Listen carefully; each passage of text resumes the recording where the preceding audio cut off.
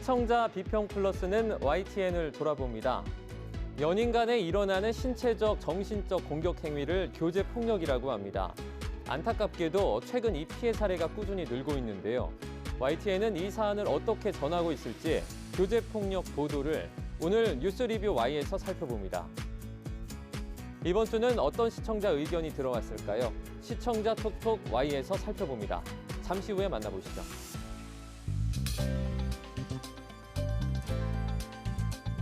시청자 여러분 안녕하십니까? 정주웅입니다. 봄의 기운을 따라서 최근 지역 명산을 찾는 등산객이 늘고 있습니다. 동시에 산악 안전사고도 증가하고 있는데요. 기본적인 안전수칙만 숙지를 해도 예방 가능하다고 합니다. 안전수칙 유의하셔서 안전한 산행 즐기시기 바랍니다. 그럼 이번 주 시청자 비평 플러스 뉴스 리뷰 Y로 시작합니다.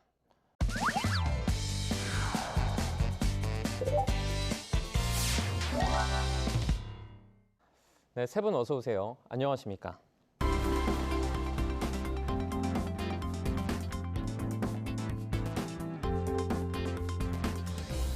뉴스 리뷰 Y 시작해봅니다. 먼저 이혜수 시청자 평가원이 가져오신 오늘의 주제부터 들어봅니다.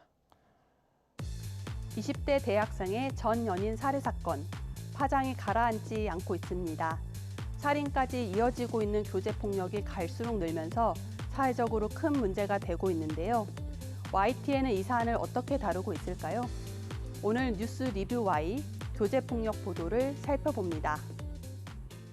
최근에 교제 폭력에서 교제 살인까지 그 정도가 심각해지고 있습니다.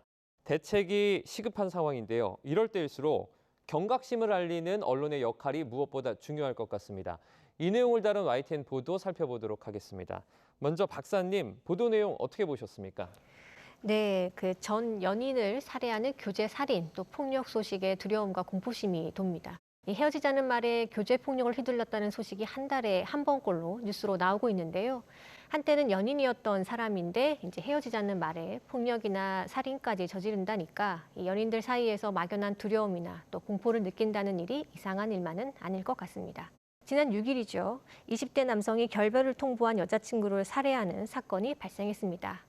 애초에 이 남성은 그 살인 피해자가 아니라 이 투신 시도가 의심된다는 신고로 출동한 경찰에게 구조된 상황이었는데요.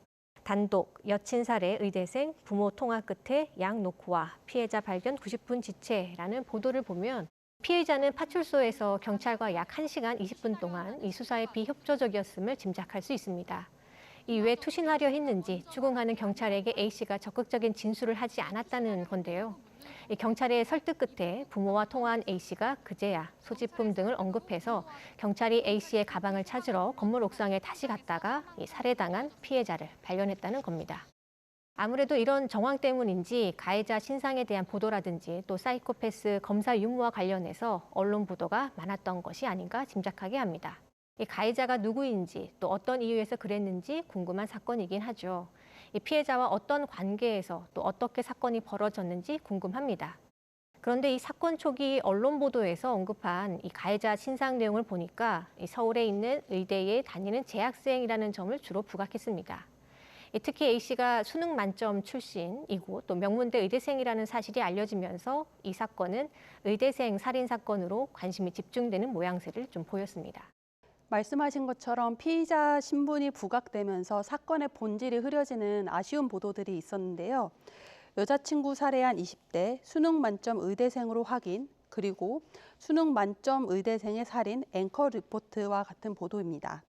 생명을 다룰 리가 피의자가 된 점에서 의대생 언급이 불가피할 수는 있지만 수능 만점 출신을 강조하고 헤드라인에서 부각하는 것이 이 사건의 원인과 결과에 어떤 관련이 있는지 의문입니다. 이어서 이별 통보에 여자친구 살해한 명문대 의대생 오늘 구속심사 보도의 경우는 앵커가 사건을 개괄하면서 피의자는 수능 만점 출신의 명문대 의대생으로 알려졌다고 언급을 하고 기자가 보도할 때도 이를 부연하고 있는데요. 가해자 신분이나 업적은 이 사건의 본질이 아닐 뿐더러 사람들이 피의자 신상을 찾게 하는 기제로 작동하고 피해자 관련 정보까지 유포되는 일도 벌어지는 역효과를 낳았습니다. 전형적인 교제살인 범죄가 가해자 신분에 초점이 맞춰지면서 의대생 살인 사건으로 대중에게 소비된 것이죠. 일부 보도에서는 가해자가 모범생으로 느꼈을 부담과 강박을 분석하는 내용도 있었는데요. 다소 피로감을 느끼기도 했습니다. 이 같은 서사는 교제살인이 사회적인 문제가 아닌 평범한 개인의 일탈쯤으로 축소될 우려가 있어서 절대적으로 지양해야 합니다. 전국 언론노동조합 성평등위원회가 지난해 4월에 발간한 젠더 보도 가이드라인을 보면요. 사건 본질과 관계없는 가해자 업적을 보도하지 않는 건 중요한 2차 피해 방지 원칙임을 밝힌 바가 있습니다. 가해자 신상에 집중하고 평판을 전하는 보도가 교제폭력과 살인을 해결하는 데 도움이 되지 않는다는 지적이 계속되고 있습니다. 그럼에도 잘 지켜지지 않고 있는 것인데요. 수차례 제기되었던 보도 준칙을 처음부터 잘 지켰다면 좋았겠다는 아쉬움이 있습니다. 맞습니다. 이 가이드라인은 텔레그램 집단 성착취, 영상 거래 사건, 이른바 N번방 사건 등을 계기로 이 언론이 성범죄 등의 보도에서 선정적 혹은 자극적 보도를 하지 않아야 한다라는 교훈을, 그리고 성범죄 보도에서 가해자 개인보다 이 피해자 중심으로 2차 가해가 되지 않도록 보도하는 기준을 만들자는 움직임을 본격화하기도 했는데요. 가해자 신상에 주목하거나 또 지인들의 평판을 전하는 보도는 이 젠더 폭력을 해결하는 데 도움이 되지 않는다는 지적 때문입니다. 이번 사건의 경우에서는 이 수능 만점 의대생이라는 가해자의 서사가 노출되면서 이 연인 관계였던 피해자를 추정할 수 있는 많은 정보가 노출되는 데에 일조했습니다. 이 언론이 교제살인의 심각성과 또 재발 가능성을 막기 위해 보도하는 입장이라고 할 때 어떤 정보를 보도하고 또 보도하지 말아야 할 것인가를 좀 신중하게 판단해야 한다고 봅니다. 그러니까 수능 만점 혹은 의대생 또 명문대생이라는 가해자의 신상은요, 특별하면서도 특히 사회적으로 이런 지위에 있는 사람치고 또 예외적 사건일 수 있다는 식의 개인의 문제를 강조한다는 점입니다. 이런 보도의 문제를 반복하지 않기 위해서는 좀 보도국에서 신속하게 이 사건을 젠더 폭력 사건으로 규정해주고 또 피해자 중심 보도를 위한 보도 원칙을 제때 논의해주고요. 또 공표하는 시스템을 갖추는 것이 필요한데요. 예를 들면 이 특정 단어가 가해자의 서사를 만들어줄 수 있으니까 제목에 쓰지 말아야 한다거나 또 2차 피해 우려를 위해 자제해야 할 표현 등이 무엇이다 라는 것처럼 이 기준을 두어야 한다는 것입니다. 다른 언론사가 이미 보도를 했으니까 우리 언론사가 따라서 보도하는 것은 괜찮다 식의 책임을 떠넘기는 식의 보도는 좀 지양해야 할 겁니다. 네, 언제나 어떻게 보면 피해자 중심에서 피해자를 배려하는 그런 시선의 보도를 좀 지양하면 좋을 것 같다라는 생각이 듭니다. 언론의 성찰이 필요한 대목 같고요. 자, 지적해 주신 그런 부분들이 보도에 반영이 된다면 정말 좋을 것 같은데 실장님 어떻게 보셨습니까? 이번 보도도 역시 언론에서 제 기능을 발휘했다라고 보기가 매우 어려운 지점들이 있죠. 두 가지 정도를 뽑을 수가 있는데요. 이 가해자가 의대생이고 수능이 만점이고 심지어 뭐 평범하고 조용한 모범생이었다. 뭐 이런 주변 평판도 보도를 했는데요. 이런 것들은 이 범죄의 심각성을 규정하는 데 어떠한 도움도 주지 못합니다. 오히려 가해자를 미화할 수 있는, 그러니까 가해자를 미화한다는 건 피해자 측에서는 또 다른 그 피해를 볼 수 있다는 그런 얘기가 되기 때문에 이런 부분들을 지양했어야 하는데 너무 선정적으로 흘렀다라는 부분들이 있고, 또 하나는 제가 많이 놀랐던 것은 뭐 경동맥을 찍었다 뭐 이런 표현들이 있었거든요. 이건 뭐 전형적인 선정성 보도입니다. 선정성 보도가 당장의 시청률에는 뭐 도움이 될지 모르지만 이것은 그 사건의 본질을 파악하고 그다음에 이미 사회 문제화돼 있는 이 교제 폭력을 정부 차원에서 어떻게 해결할 것이냐, 어떤 대응을 마련할 것에 대한 촉구보다는 시청자의 눈과 귀를 홀릴 수 있다는 점에서 이제 문제가 될 수 있는 것이고요. 이런 피해자와 가해자가 있는 보도에서는 내가 피해자의 가족이라는 입장으로 기사를 쓰면 그게 아마 가장 정답에 가까울 수 있겠다라는 교훈을 얻고요. 그런 방향으로 기사를 쓴다면 조금 더 선정성의 위험에서 빠져나올 수 있지 않을까 이런 생각이 듭니다. 보도가 가서는 안 되는 방향에 대해서 좀 자세하게 설명을 해주신 것 같습니다. 가해자를 미화하거나 어떤 선정성 보도로 조금 더 조회수를 올리려고 하는 이런 행태는 좀 피해야겠다라고 말씀을 해주셨습니다. 자, 이제 친숙한 사이나 익숙한 공간 등에서 되풀이가 되는 것이 바로 이 교제폭력의 공식이라고 하는데요. 반복되는 이런 피해를 막을 어떤 제도적인 대안 같은 것들은 없는지 이 YTN을 통해서 내용이 좀 전해지거나 조금 더 발전되면 좋을 것 같은데요. 보도 내용들은 좀 어땠습니까? 네, 목숨 걸어야 하는 이별, 지난해만 최소 49명 살해 당해 이 보도는 최근 늘어나고 있는 교제폭력과 살해 사건, 그리고 정부의 대책의 한계점을 지적하는 내용을 전했습니다. 지난해 교제폭력으로 최소 49명의 여성이 살해당했고 살인 미수 피해자는 158명, 교제폭력 신고와 검거 수는 77,150명으로 매년 기하급수적으로 늘어나고 있음을 전달해 지속적인 피해 현황을 알 수 있었습니다. 한편 제대로 된 실태 조사 없이 검거 수로만 피해 규모를 추정하고 있음을 전하면서 실효적인 대책 마련이 시급함을 전했습니다. 전문가들은 교제 살인에 대한 국가 통계를 마련하는 것이 문제 해결에 접근하는 첫 걸음이라고 이야기하곤 하는데요. 국가가 관심을 갖고 있다는 의지를 보여야 신고율도 올라가고 살인에 이르기 전 문제를 해결할 수 있다는 진단입니다. 늘어나는 교제 살인에 대한 경각심을 높이고 국가가 왜 피해자 보호에 계속 실패하는지와 같은 구조적 원인에 언론이 보다 집중해야겠습니다. 네, 그래서 이 안전이별을 찾는 사람들이 많아졌다라는 보도가 이런 세태를 보여주는 것 같습니다. 13일 앵커 리포트 교제 폭행에 이어 살인까지 안전이별 찾는 사람들입니다. 온라인에서 안전이별 팁을 공유하고 있다고 하는데요. 이 말 그대로 안전하게 이별하는 방법을 말한다고 합니다. 실제로 온라인에서 공유되고 있는 팁의 내용을 좀 보면 정 떨어지게 행동해라, 또 큰 돈을 요구해라, 또 진절머리 날 정도로 행동해라 식의 답변이 달리기도 했다는 겁니다. 교제하던 상대방을 폭행하고 또 다치게 해도 실형보다는 집행유예에 그치는 경우가 많기 때문에 처벌 수위를 높여야 한다는 지적이 나옵니다. 교제 폭력을 당했다면 피해 상황이 장기화할 수 있기 때문에 혼자서 끙끙 앓지 말고 반드시 주변에 알리고 또 상담소나 경찰 등에게도 도움을 받는 것이 중요하다고 조언해 주었습니다. 이 교제 폭력은 누구나 경험할 수 있고 또 스스로 해결하겠다고 생각하다가는 더욱 심각한 상황에 내몰릴 수 있다는 점에서 개인 또 주변인 그리고 사회의 인식 전환이 꼭 필요해 보입니다. 성범죄 신고 2차 가해 무방비, 더 촘촘히 보호해야 이 보도는 현행법으로는 교제 폭력을 예방하기 어려운 형국을 비판적으로 다루고 있습니다.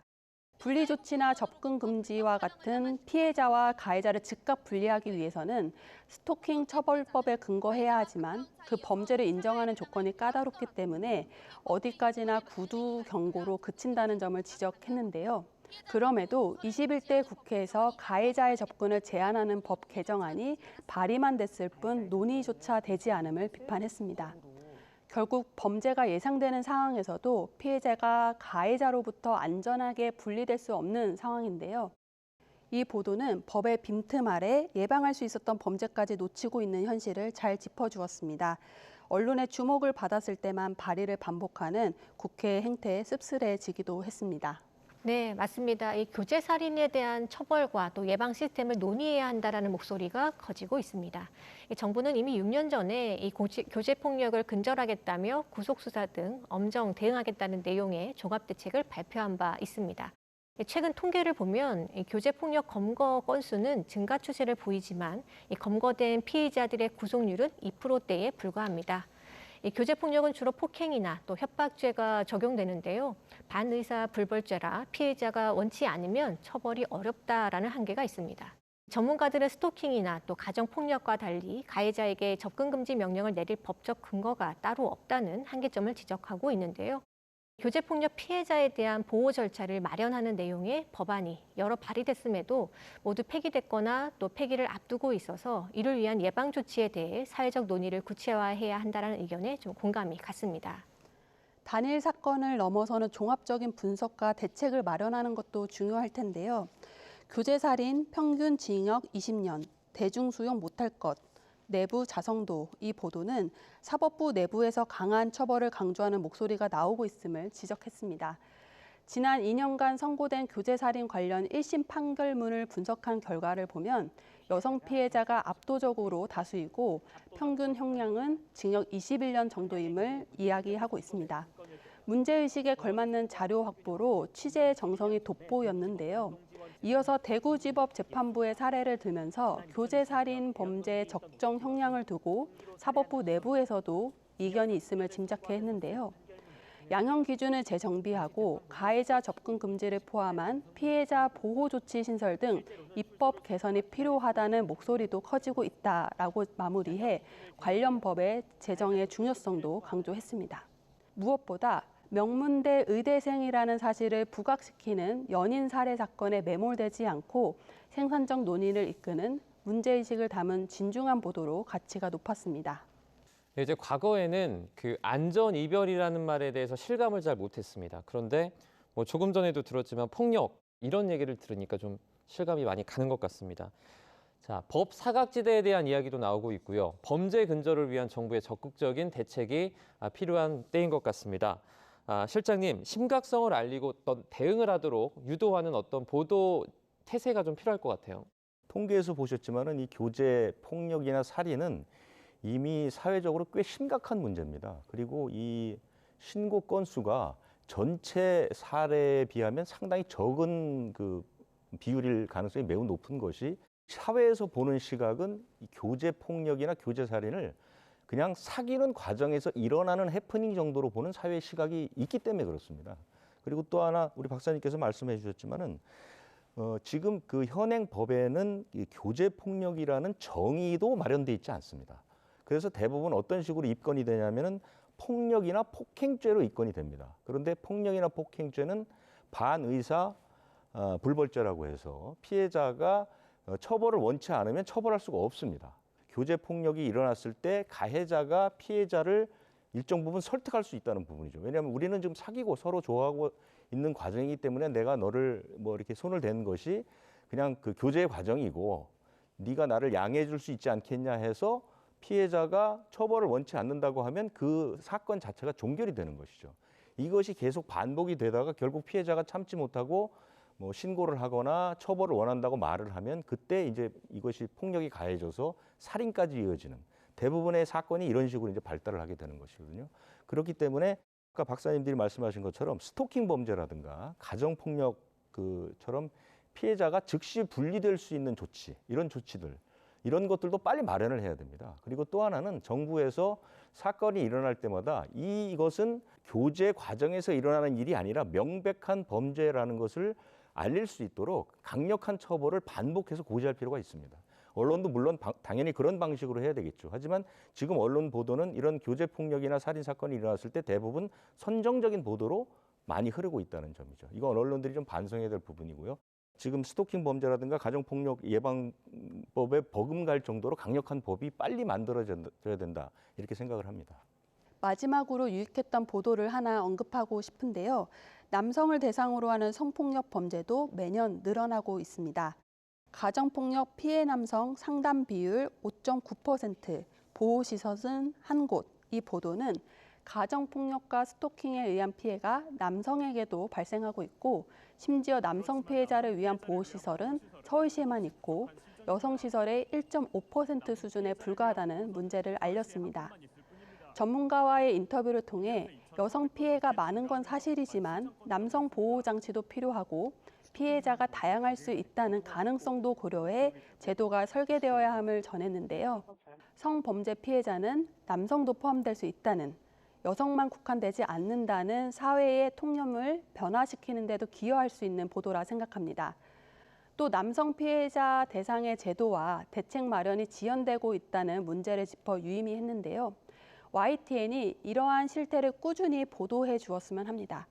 정말 심각한 문제로 좀 느껴지는데 이제 뭐 낮은 수준의 어떤 심각성 인식이나 관련된 법률적인 부분들, 아까 이제 실장님께서 말씀해주신 반의사 불벌죄 같은 그런 부분들이 좀 빨리 좀 개정이 됐으면 좋겠습니다. 네, 그럼 오늘 뉴스 리뷰 Y 내용 정리해 보겠습니다. 이것만은 꼭 시간인데요. 평가원님부터 오늘 한 줄 평 부탁드립니다. 교제살인 명명부터 본질까지 정확히 보도해야. 매년 증가하고 치밀해지며 잔혹해지는 교제살인. 소수의 일탈이 아닌 구조 문제에서 발생하는 범죄임이 짙게 드러나고 있습니다. 연인 간 싸움 정도로 치부했던 인식을 넘어 중대한 사회적 사안으로 다뤄지고 있는데요. 하지만 사건의 본질을 드러내지 못하는 사건 명명과 일련의 선정적인 보도는 여전히 언론에 등장하고 있기도 합니다. 언론의 사건 규정은 중요합니다. 사건을 어떻게 규정함에 따라 관심을 불필요한 곳으로 돌릴 수도 있고 반대로 수사 방향에 영향을 미칠 수도 있으며 근본적인 해결을 앞당길 수도 있습니다. 반복되는 교제살인과 피해자 보호에 실패하는 원인을 정확하게 짚고 공론장에서 생산적인 토론이 이어질 수 있도록 하는 것도 언론의 중요한 역할임을 잊지 않아야겠습니다. 네, 이번에는 김수정 박사님의 한 줄 평까지 들어보도록 하겠습니다. 사건 본질과 관계없는 가해자 서사 보도 말아야. 교제 폭력, 또 살인을 포함한 성폭력 사건은 일부 개인의 정신적 문제가 원인이 되어서가 아니라 잘못된 성인식, 또 성차별적 문화 등 사회 문화적 구조에도 원인이 있음을 유념해야 합니다. 가해자나 피해자에 대한 신상과 또 평판에 대한 자극적이고 선정적인 보도가 범죄에 대한 잘못된 인식을 확산시키는 계기가 될 수 있습니다. 교제살인은 가해자를 특정할 수 있는 정보의 노출이 이 피해자에 대한 2차 가해로 이어질 가능성이 큽니다. 가해자에 대한 재능이나 업적 등의 정보가 사건과 무관한 점을 부각할 수 있으므로 보도하지 않는 것이 바람직해 보입니다. 네, 마지막으로 아까 실장님이 해주신 말씀이 생각이 납니다. 보도를 할 때 이 피해자가 가족이다, 지인이다라는 생각으로 좀 기사를 쓰거나 보도를 하게 되면 이런 2차 가해라는 것들이 좀 축소하지 않을까 생각을 해봅니다. 오늘 뉴스 리뷰 Y 순서는 여기서 마치도록 하겠습니다. 세 분 오늘 말씀 잘 들었습니다. 고맙습니다.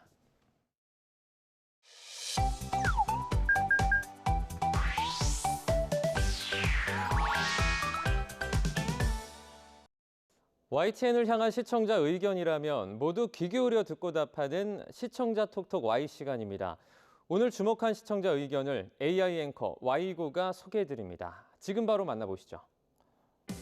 안녕하세요. AI 앵커 Y구입니다. 오늘의 첫 번째 주제는 개물림 사고에 대한 시청자 의견을 들어봤습니다. 자세한 내용 지금 바로 보시죠.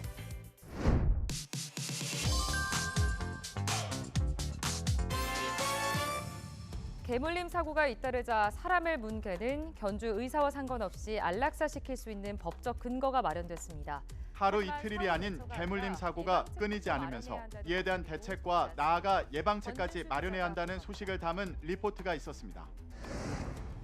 지난달 23일 인천 강화도에서 목줄이 풀린 풍산개가 동네 주민 3명을 향해 달려들었습니다. 지난달 14일엔 서울 종로구에서 카페 사장이 아침밥을 주던 고양이를 산책하던 진돗개가 물어 죽이는 일도 벌어졌습니다. 입마개를 하면은 좀 좋을 것 같긴 한데 그게 다 보면은 거의 안 하고 나오긴 하더라고요. 이 먼저 필요할 것 같고요. 사실 반려견을 키우는 것 자체도 외국처럼 시험을 봐야 된다고 생각을 하는 편이에요. 가능하다면은. 개물림 사고가 얼마나 빈번하게 일어나고 있는지를 알리고 여러 시민들의 목소리와 전문가 의견을 통해 개물림 사고 대책에 대한 심도 있는 논의가 필요한 때임을 알렸는데요.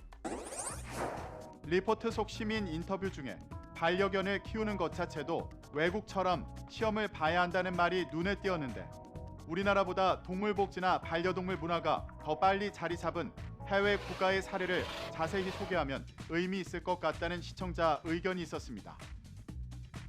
의미 있는 보도를 위해 시청자 톡톡Y에서 개물림 사고에 대한 해외 상황을 알아봅니다. 동물보호법이 발달한 해외에서는 개물림 사고를 방지하기 위한 여러 장치들이 이미 마련돼 있습니다. 모든 개는 물 수 있다는 원칙 아래 마련된 독일의 동물보호법은 책임보험 가입을 의무화하고 반려견을 관할 행정기관에 등록하도록 했는데요. 특히 모든 반려견은 공공장소 등에서 어떤 상황이든지 리드줄에 묶여 있어야 하며 이를 위반하는 경우 과태료를 부과합니다. 미국에서는 위험한 개의 법을 제정해 사고를 예방하고 있습니다. 개가 위험하다는 민원이 들어오면 조사를 거쳐 위험한 개로 지정하고 조치를 취했음에도 계속 민원이 들어온다면 조사관의 판단하에 개를 안락사시킬 수도 있습니다.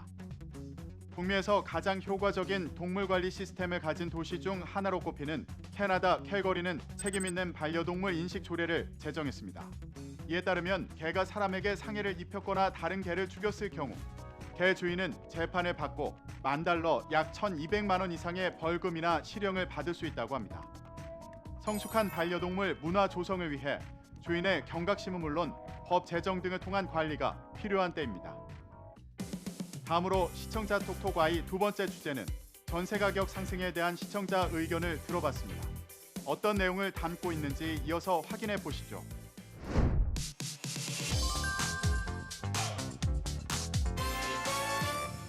서울 아파트 전셋값이 역대 최고가의 84% 수준까지 도달했습니다. 서울 아파트 전세 가격이 역대 최고가의 84% 선까지 오르는 상승폭을 보이면서 전세 가격이 오르게 된 이유를 분석한 보도가 있었습니다.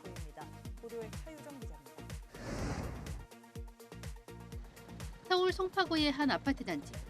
전용 면적 84제곱미터 전셋값이 지난해 초 8억 원대까지 떨어졌다가 지난달 12억 5천만 원까지 올랐습니다. 지난 2021년 최고가 대비 80% 수준입니다. 신생아 특례대출 등 저리의 정책 자금이 풀린 데다가 전세 사기 여파로 빌라 대신 아파트 전세 수요는 계속 늘고 있고 신규 입주 물량은 부족하기 때문입니다. 전세 가격이 상승한 이유로 신생아 특례 대출과 전세 사기 여파 등을 짚으며 입주 물량이 부족한 상황임을 알리고 이로 인해 세입자들의 불안이 가중될 것임을 전망했는데요. 서울 아파트에 전세 가격이 올랐다는 소식을 전했는데 서울 이외 지역의 상황이 어떤지는 알리지 않아 궁금증이 남았다는 시청자 의견이 있었습니다.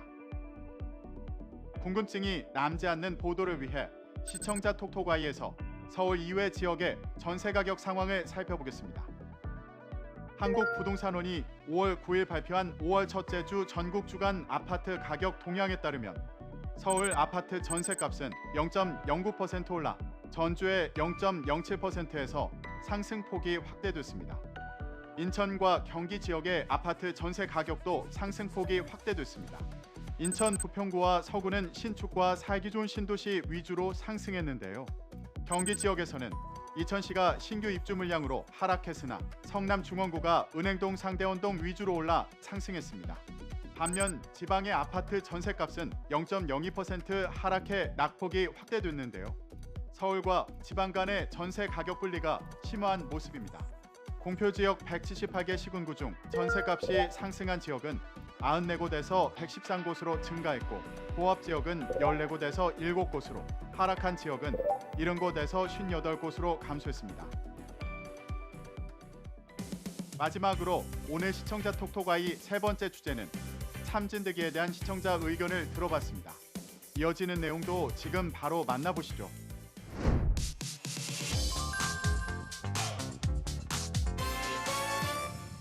올여름은 그야말로 찜통더위가 오랜 기간 이어질 것으로 전망됩니다.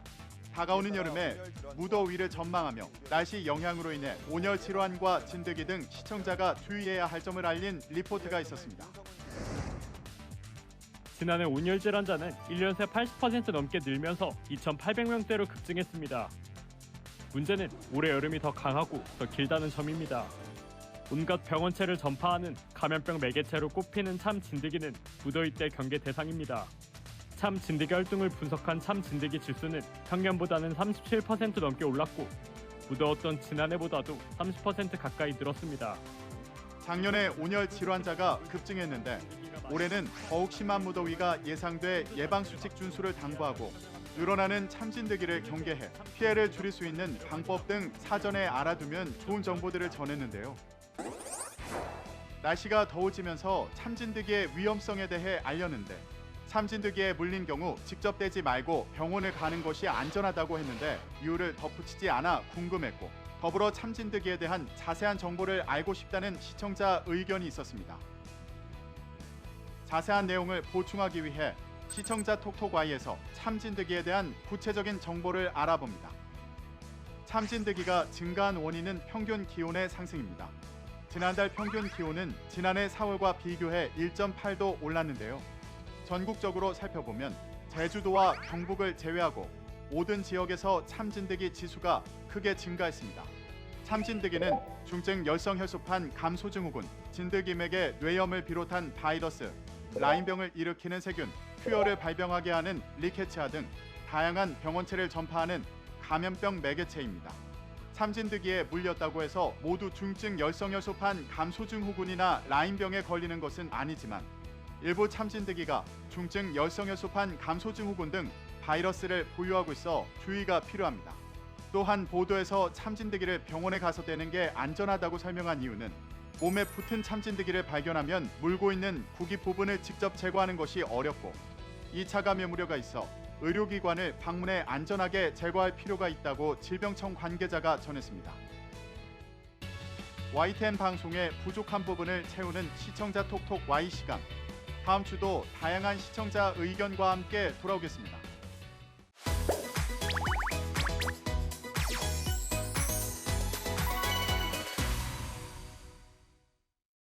안녕하세요. YTN-DMB 시청자평가원 정은정입니다. 요즘은 취미를 물어보면 영화 감상이나 독서 말고도 전시회나 공연 관람을 꼽는 사람들이 많아졌습니다. 그만큼 다양한 문화생활이 더욱 대중화되었다는 의미일 텐데요. 문화생활을 더욱 풍성하게 해줄 소식들을 담은 컬처 인사이드가 최근 새롭게 시청자들에게 선보이고 있습니다.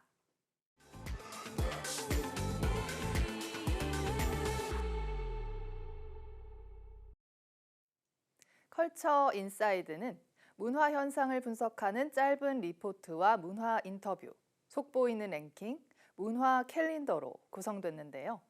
다채로운 문화 소식을 어떻게 전하고 있는지 살펴봤습니다. 컬처 인사이드의 문을 여는 소식으로 콘텐츠 산업의 변화를 불러온 OTT에 관한 리포트가 소개됐습니다.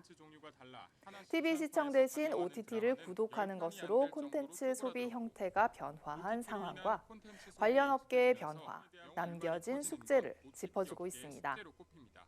소비자 반응과 이를 뒷받침할 관련 데이터, 전문가 인터뷰까지 짧은 시간 안에 많은 정보를 효율적으로 담아냈습니다.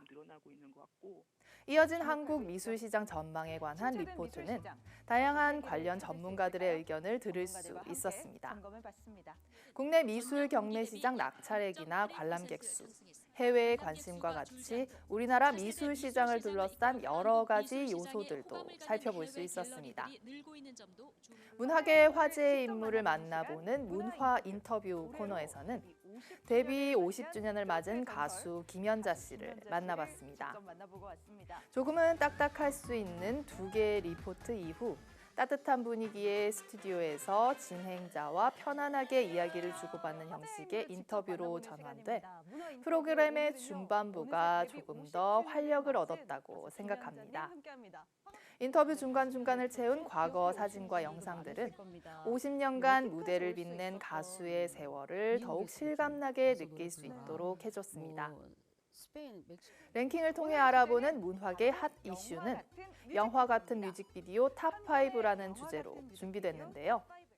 뮤직비디오를 모두 보여줄 수 없는 시간상의 제약을 눈에 띄는 서사와 이어지는 주요 장면으로 절묘하게 편집해 호기심을 불러일으키며 보완하고 있습니다.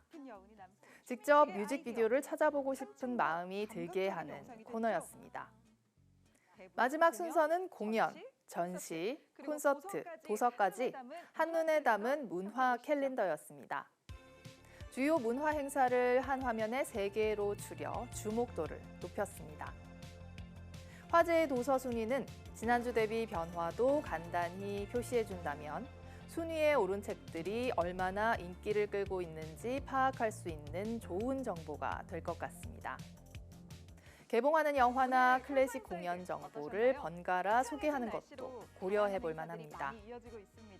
프로그램의 마지막까지 미술관 무료 관람 소식과 뮤직비디오 소개로 꽉 채웠는데요. 다양한 분야를 고루 다루고 여러 가지 형식으로 변화를 주고자 한 노력이 돋보였습니다. 다만 2개의 리포트를 전한 전반부와 후반부의 분위기 차이가 조금 크게 느껴지는 편이라 전반적인 분위기가 자연스럽게 이어질 수 있도록 고민해 볼 필요가 있을 것 같습니다. 21세기는 문화의 시대라고 하죠. 삶을 더욱 풍요롭게 하는 문화의 힘을 새삼 느끼게 되는데요. 여러 분야의 문화 소식을 알차게 담은 컬처 인사이드가 시청자들의 다양한 기대를 충족시키는 프로그램으로 더욱 발전해 나가기를 응원합니다.